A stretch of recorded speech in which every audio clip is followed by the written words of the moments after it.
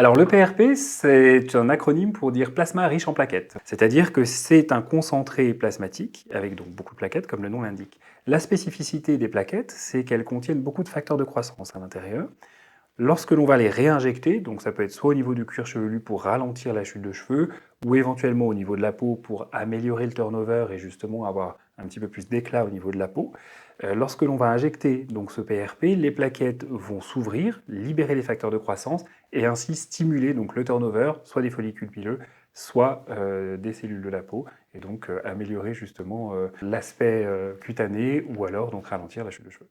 Donc, lorsque l'on souhaite faire une séance de PRP, on a tout d'abord une consultation donc, avec un médecin. On va définir ensemble les attentes du patient, lui expliquer un petit peu les modalités.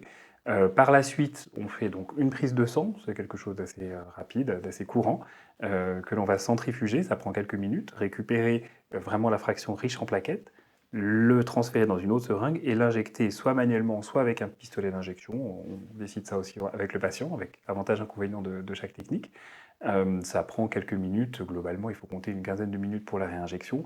L'ensemble, on bloque en général 45 minutes, 1 heure de son temps, pour être vraiment tranquille et avoir le temps de faire la procédure calmement. Le PRP est un traitement que l'on répète en général lors de la phase vraiment initiale. On va faire 3 séances que l'on va espacer environ d'1 mois.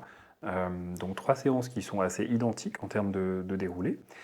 Par la suite, on peut faire une séance qu'on peut répéter tous les 3, 6, 8 mois. Alors ça, les patients en général savent bien et savent nous dire le moment où ils sentent que peut-être l'effet commence un petit peu à s'estomper. Et là, c'est le moment de revenir. En général, on fait déjà une séance, on définit un petit peu ensemble en fonction des attentes et de ce que l'on peut avoir.